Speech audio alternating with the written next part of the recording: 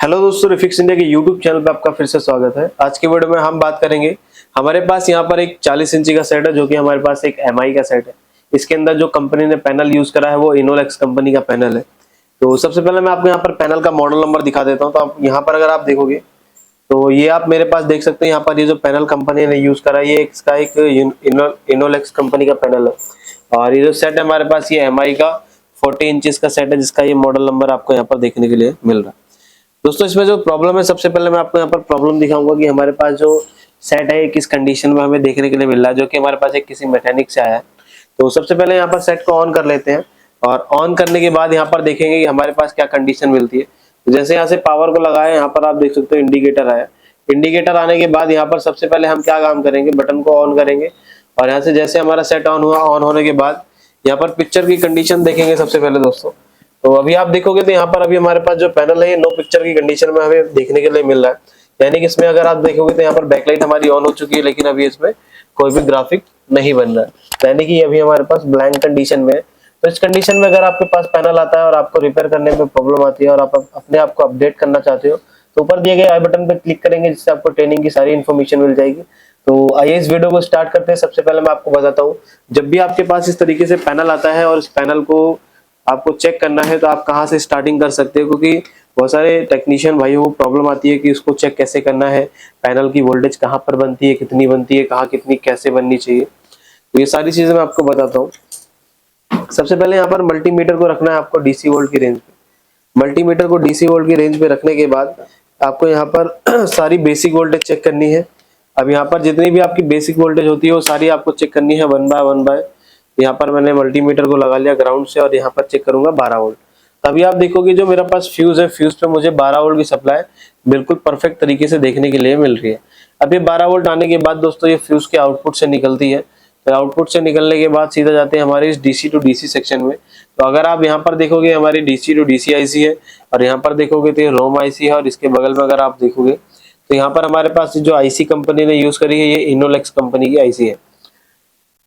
अगर हम यहाँ पर बात करें, ये जो आपकी डीसी टू डीसी आईसी है, ये डीसी टू डीसी आईसी सबसे पहले जो वोल्टेज लेती है, कितनी वोल्टेज लेती है सबसे पहले दोस्तों मैं आपको बताता हूँ। ये जो आईसी है ये जो वोल्टेज इनपुट ले रही है वो 12 वोल्ट की सप्लाई इनपुट लेती है।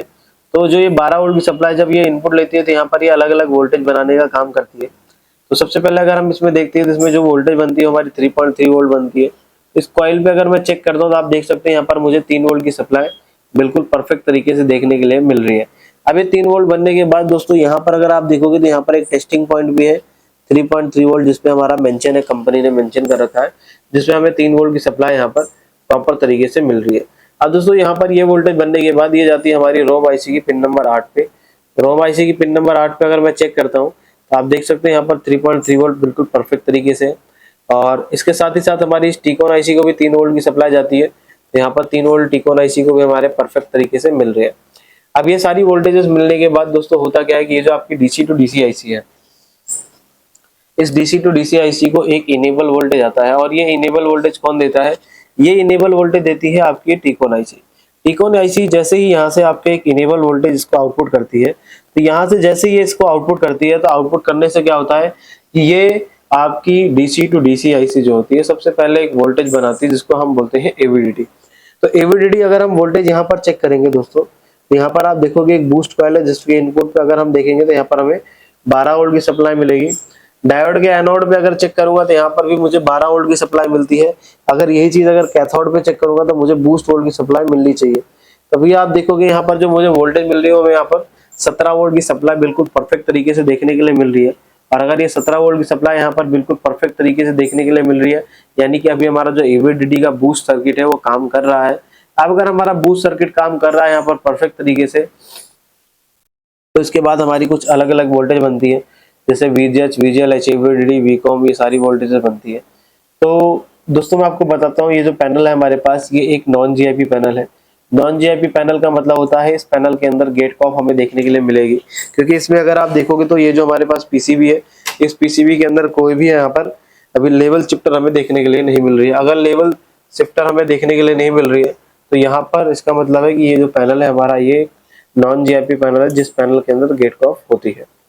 अब यहाँ पर अगर हम आगे चेक करते हैं तो आगे अगर आप देखोगे तो जैसे इसमें अगर हम वोल्टेज वगैरह चेक करने की कोशिश करते हैं तो यहाँ पर लिखा हुआ है VGHF। तो अगर मैं इस पे चेक करता हूँ तो इस पे अगर आप देखोगे तो यहाँ पर जो वोल्टेज मिल रही है मुझे, वो यहाँ पर 29 वोल्ट की सप्लाई बिल्कुल परफेक्ट तरीके से देखने के लिए मिल रही है। अगर ये वोल्टेज आपकी ओके है तो उसके बाद हम VGL वोल्टेज को अगर चेक करेंगे तो एक VGH और है हमारी यहाँ पर। तो अगर हम देखते हैं तो यहाँ पर अगर आप देखोगे तो यहाँ पर भी हमारी 26 वोल्ट की सप्लाई बिल्कुल परफेक्ट है। इसके बाद अगर हम आगे चेक करते हैं दोस्तों तो आगे क्या होता है, यहाँ पर अगर हम देखते हैं तो यहाँ पर ये जो सर्किट बना हुआ है, ये सर्किट आपके VGL के लिए होता है। तो VGL अगर मैं चेक करने की कोशिश करता हूँ तो यहाँ पर इस ट्रांजिस्टर पे, सॉरी इस डायोड पे अगर मैं चेक करता हूँ तो इस डायोड पे अगर आप देखोगे तो यहाँ पर मुझे -8 वोल्ट की सप्लाई मिल रही है।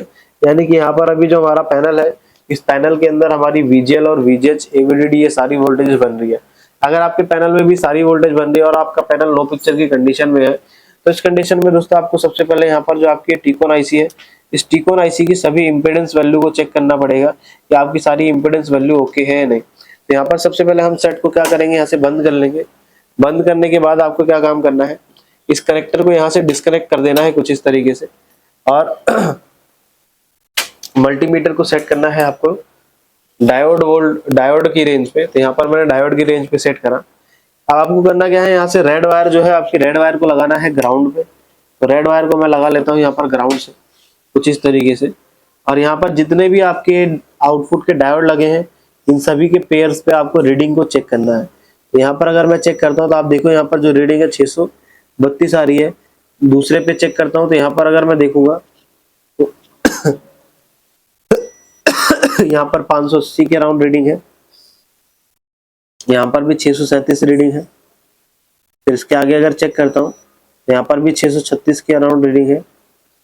इसके आगे अगर मैं देखता हूँ तो यहाँ पर भी 637 के अराउंड रीडिंग है। आगे वाले को चेक करता हूँ, यहाँ पर भी 638 है, यहाँ पर भी 638 है, यहाँ पर भी 638 आ रही है। और यहाँ पर जो रीडिंग मिल रही है मुझे, यहाँ पर भी 638 के अराउंड रीडिंग है। तो ऑलमोस्ट क्या है कि दोस्तों यहाँ पर जो रीडिंग है वो अभी हमें सेम देखने के लिए मिल रही है। और अगर हमें यहाँ पर सेम रीडिंग देखने के लिए मिल रही है तो इसका मतलब है कि हमारी जो आईसी है वो तो बिल्कुल परफेक्ट तरीके से ओके है, क्योंकि इस इम्पीडेंस वैल्यू से हमें पता चल जाता है कि कौन सी आईसी खराब है, कौन सी आईसी नहीं खराब है।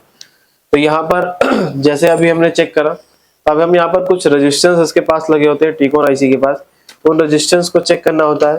तो यहाँ पर आप देखोगे तो ये सारी रेजिस्टेंस आपके सिग्नल के पॉइंट पे लगी है। तो यहाँ पर जैसे आपका ओई है, तो अगर मैं इसको चेक करता हूँ तो यहाँ पर आप देखो इसमें 22 ओम की रेजिस्टेंस कंपनी ने यूज करी है।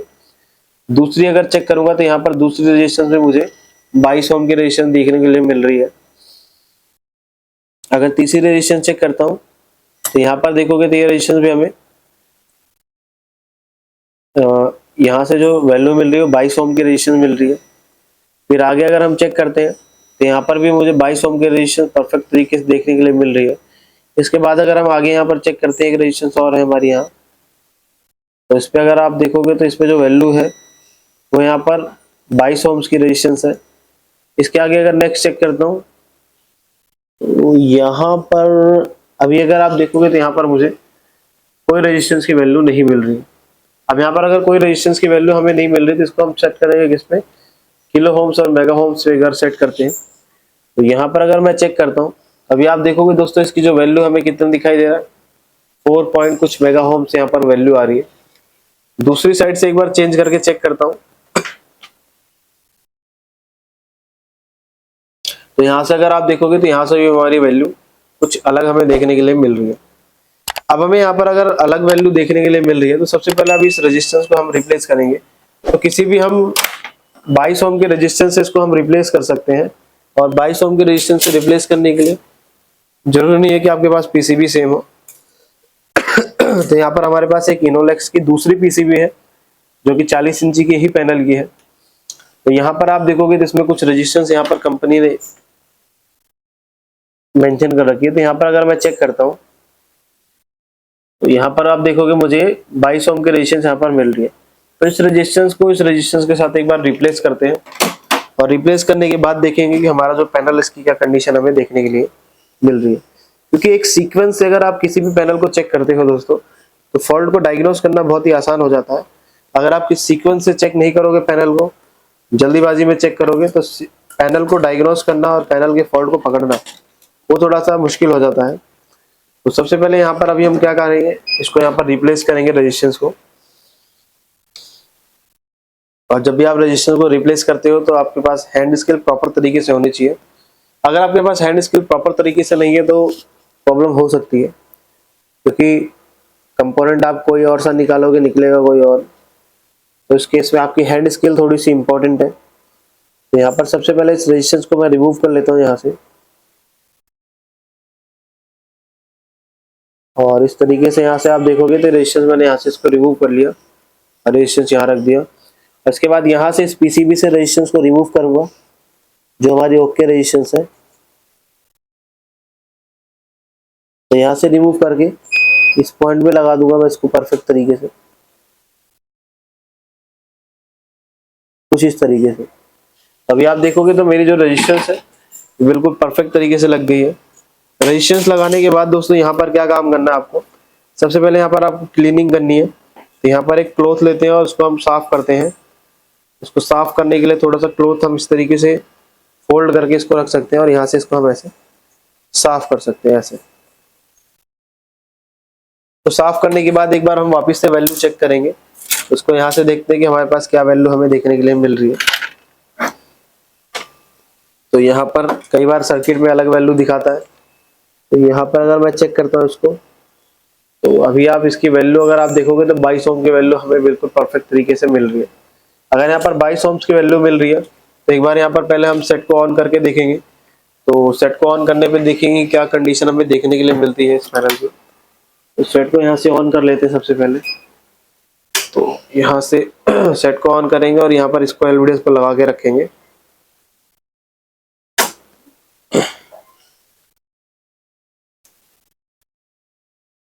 सेट को ऑन करेंगे और यहाँ पर एलवीडीएस को लगा के रखेंगे, और जब तक हम इसको यहाँ से ऑन नहीं करते अभी हमारा क्या है कि हम उसको कनेक्ट कर सकते हैं। अब यहाँ पर सबसे पहले हम क्या करेंगे, इसको डिस्प्ले को ऐसे उठा के रखेंगे और फिर यहाँ पर सेट को ऐसे ऑन करेंगे। तो यहाँ से अभी मैं सेट को ऑन करता हूँ। अभी आप देखोगे मेरा सेट ये ऑन हो गया। अब ऑन होने के बाद अगर आप देखोगे तो यहाँ पर हमारी जो पिक्चर है एमआई बिल्कुल परफेक्ट तरीके से आ रहा है। इसमें कोई भी लाइनिंग कोई भी इशू अभी हमें देखने के लिए नहीं मिल रहा। तो उसको थोड़ा सा हम वेट करते हैं और रनिंग होने देते हैं थोड़ा सा पैनल को, और देखते हैं कि अभी हमारे पास क्या प्रॉब्लम और होती है या नहीं होती है। अभी आप देखोगे तो हमारा जो पैनल है बिल्कुल परफेक्ट तरीके से चल रहा है। उसमें कोई भी स्कैनिंग कोई भी लाइनिंग या कोई भी ऐसा इशू नहीं है जो उसमें पहले हमें सिम्टम देखने के लिए मिल रहा था। ये हमारे पास ब्लैंक आया था। अभी आप देख सकते हो दोस्तों हमारा जो पैनल है बिल्कुल प्रॉपर तरीके से अभी रनिंग में आ चुका है। तो इस तरीके से दोस्तों आप भी किसी भी पैनल को आसान तरीके से रिपेयर कर सकते हो। अगर आपको वीडियो पसंद आई है तो वीडियो को लाइक करें, शेयर करें और चैनल को सब्सक्राइब जरूर करें।